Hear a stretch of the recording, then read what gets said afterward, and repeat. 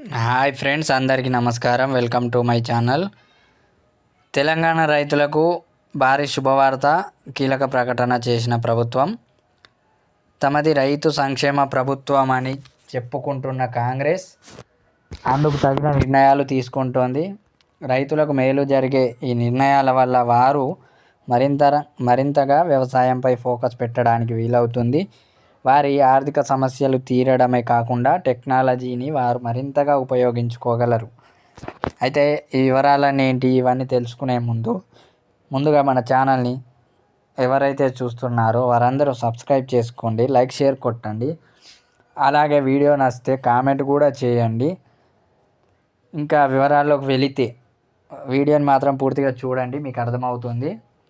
అలాగే వివరాల్లోకి వెళ్తే తెలంగాణలో రైతులకు రుణమాఫీ, రైతు భరోసా వంటి అంశాలే కాదు, ఇంకా చాలా సమస్యలు ఉన్నాయని ప్రభుత్వం గ్రహించింది. వాటిపై వ్యవసాయ శాఖ మంత్రి తుమ్మల నాగేశ్వరరావు ఫోకస్ పెట్టారు. తాజాగా ఆయన ఒక కీలక ప్రకటన అయితే చేశారు. సాగు కోసం ఉపయోగించే పరికరాలను రాయితీపై రైతులకు అందిస్తామని చెప్పారు. ఇందుకోసం ప్రతి సంవత్సరం 600 కోట్లు ఖర్చు చేస్తామన్నారు. ఈ నిర్ణయం రైతులకు చాలా మేలు చేయనుంది. ఆ పరికరాలేవో తెలుసుకుందాం. పొలాల్లో రైతుల శ్రమకు బదులు టెక్నాలజీ పెరగాలి అనేది కేంద్ర ప్రభుత్వ ప్లాన్. టెక్నాలజీని వాడుకుంటూ రైతులు ముందుకెళ్ళాలి. ఇందుకోసం ఫామ్ మెకనైజేషన్ అనే పథకం ఉంది. అందులో భాగంగా గత బీఆర్ఎస్ ప్రభుత్వం ట్రాక్టర్లను ఇచ్చింది, కానీ సాగు పరికరాలైన గోర్లు, నాగళ్ళ వంటి పరికరాలను అయితే ఇవ్వలేదు. దాంతో చిన్న సన్నకారు రైతులు ఇబ్బంది పడ్డారు. వారికి సాగు పరికరాలు లేకుండా పోయాయి. అలాగే చిన్న ప్లవ్, పెద్ద ప్లవ్, 3 కాళ్ళ నాగళ్ళు, రొప్పు గోర్లు, హాఫ్ కేజీ వీళ్ళు, దుమ్ములు, మందు పిచికారీ డబ్బాల వంటివి ఇదివరకు రైతులకు సగం ధరకే వచ్చేవి, అంటే రాయితీకి లభించేవి. వాటిని చిన్న సన్నకారు రైతులు కొని సాగు చేసేవారు.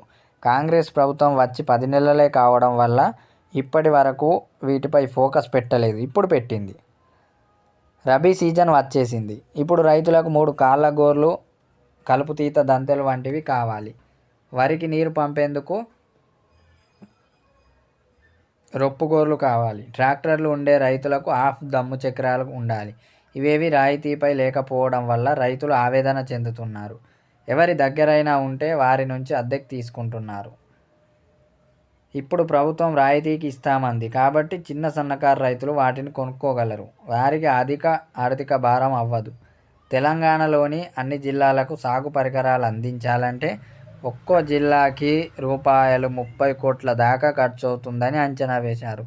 అయినా ప్రభుత్వం ఖర్చు చేయడానికి రెడీ అవుతోంది. అయితే ఏ తేదీ నుంచి అవి రాయితీకి లభిస్తాయో మంత్రి చెప్పలేదు. అందువల్ల